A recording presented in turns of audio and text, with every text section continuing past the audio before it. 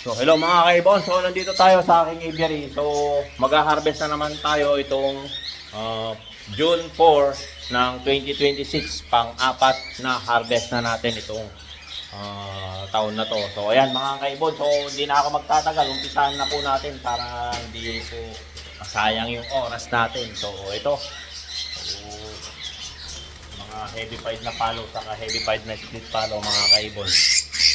Umpisahan na natin. So, ayan, kita. Ayan mga kaibon, no? Huli-huli lang tayo. May itlog na naman kasi yung parents yan. Halos lahat ng i-harvest natin ngayon ay may mga egg na yung iba at may napisa na rin. So, ganyan kabilis mga kaibon. So, ito naman, emerald.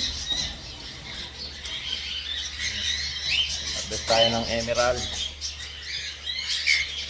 So, ayan, lagyan na natin sa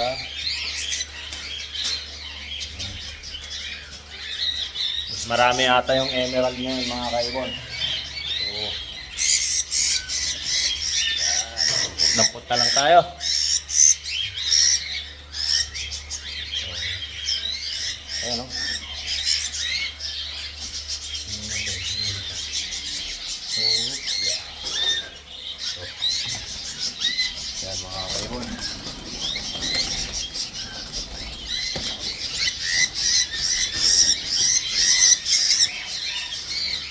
Mga silver na pearl na split ng palo, silver pied pearl na split ng palo. So ano, mga kaibon. May mga end na naman kasi itong mga to, yung mga parents nila. So kailangan na natin kunin para hindi na mabulabog. Kasi minsan pumapasok yung mga inakay. So ito din nakababa na yung iba. Tapos ayun na ulit, nandiyan na ulit-ulit. Ulit-ulit. So yan mga kaibon.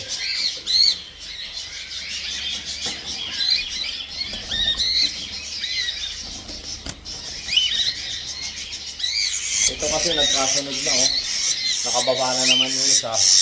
Tapos ito meron na naman. Tapos nangingitlog na naman mga kaibon. So hindi natin mapigilan sobrang lakas nila. So ayan nakababa na to, tapos may sumunod na naman, tapos nangingitlog na naman yung parents niya. So ayan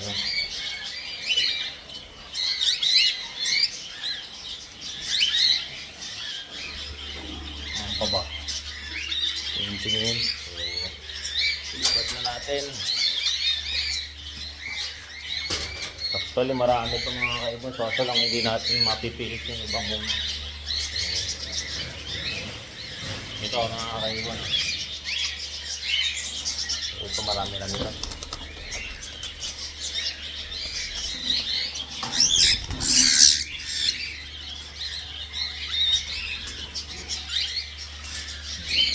Hirap maglagay walang cut to, walang edit para dire-diretso.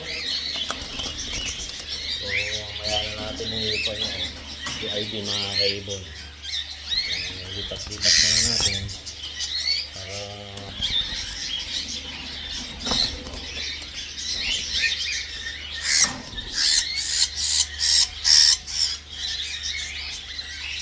gaganda mga kaibon, mga silver palo na certified.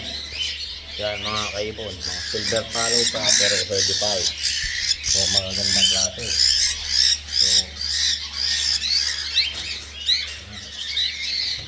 So ito pala. Ayun hilap kasi pananin natin.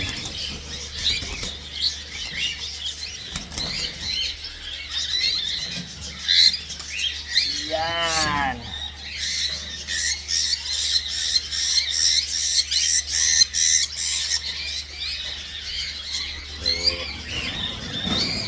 para tayo nag-grocery ito, may go-kart. May go-kart tayo mga kaibon. Ayun, may kart tayo. Nag-grocery tayo ng mga kakatoy. So ayun So ito naman emerald mga kaibon. So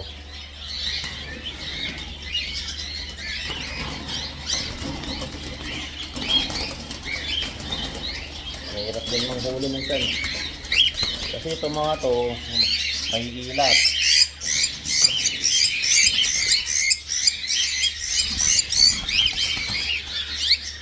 Ilat sila. Mga black-headed lang ito na emerald, mga kaibon. So, magandang klase talaga. Ayan, no? Dami na.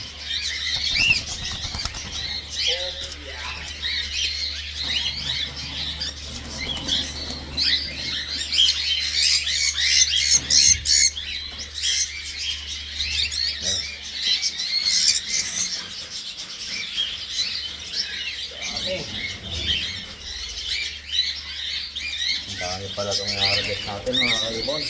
So ito naman, mga split follow to na silver line.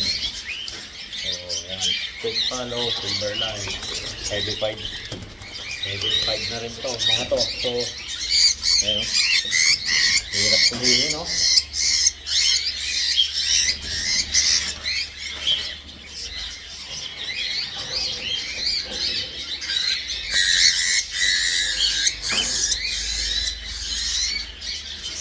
Actually marami pa yan, kaso lang hindi pa natin pwedeng yung iba, hindi pa pwede. So yung iba lang muna. Marami pang naiwan, baka by next week na naman siguro. Meron po kaya ano yata sa taas eh. Sige natin sa taas mga kaibon. Ito na yata yung maraming yun, no? Napakarami.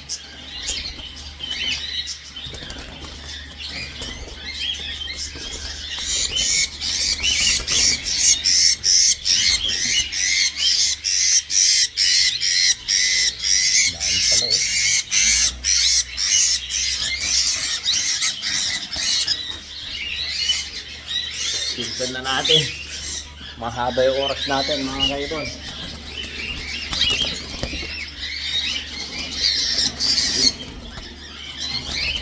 Ilap kasi sila eh.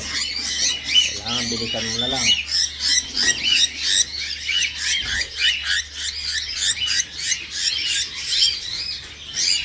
So ayan, saan pa ba? So ito, mga silver. Mga gray sila na split ng palong silver line.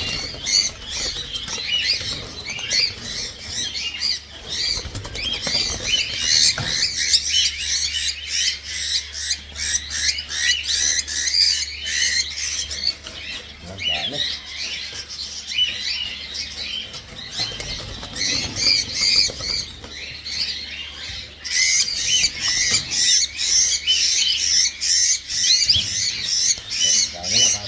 Nag-grocery ng kwan, mga kaibon.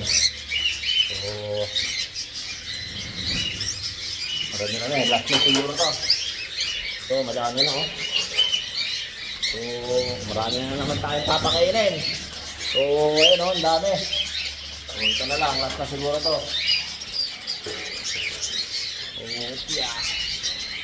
So maling nga dyan ang mga heavy fight na 6-pot. Yellow sila, yellow. So, may pinaposter tayo na isa. So, yan. Ngayon na tayo. Siguro talaga eh.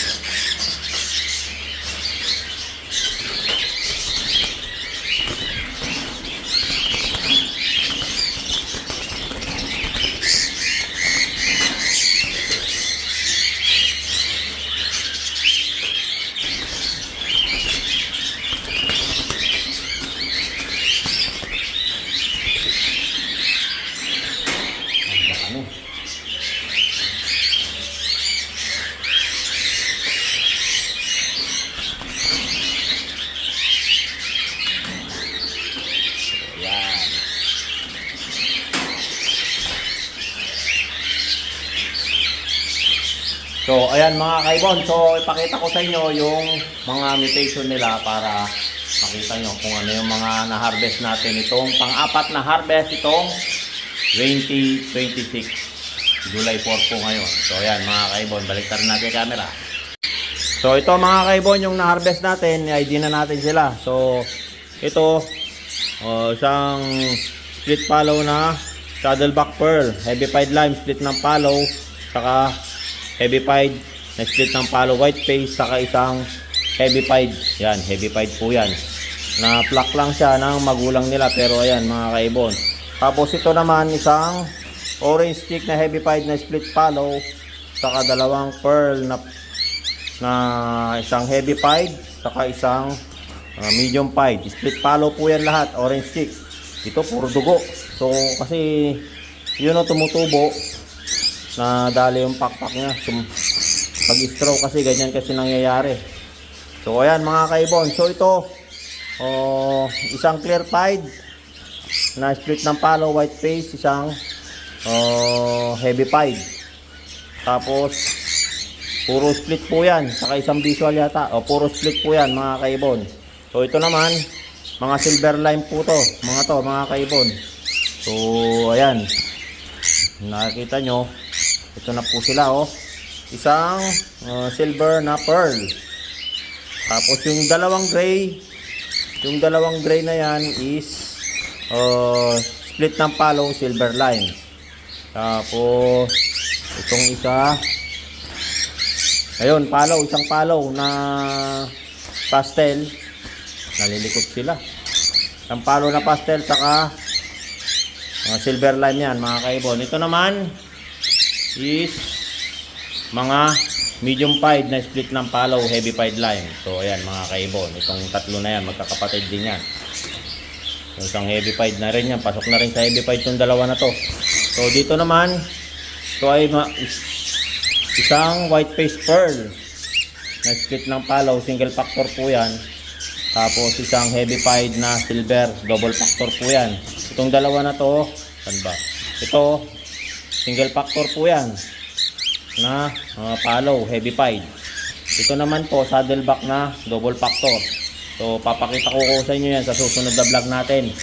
Tapos isang white face pied na gray, palo. Tapos puro emerald na po yan mga kaibon. So ayan, puro emerald. So bilangin natin, 3, 6, 10, tapos plus 4, 2, 4, 5, 15, plus 3, 18, plus 5, 23, plus 5 is 28. So ayan mga kaibon, 28 po yan yung na-harvest natin ngayong 2026 June 4. So ayan mga kaibon. So ayan mga kaibon, yung ating na-harvest. So lalagay muna natin ulit sa flight cage yan. Then papalakasin natin sila doon ng mga 2 weeks. Tapos ilalagay na rin natin ulit doon sa mga naka-flight dito sa labas. So ayan mga kaibon, so don't forget to subscribe my YouTube channel, Warren Palakpak Kaibon, at ang aking Facebook page, Warren Palakpak Kaibon, at ang aking Facebook, Warren Palakpak, Mr. Tigasin. So sana naging inspirasyon po sa inyo yung aking sineshare na mga videos na pag-harvest, lahat ng mga ginagawa ko dito sa aking apiary. So hanggang sa muli mga kaibon, paalam!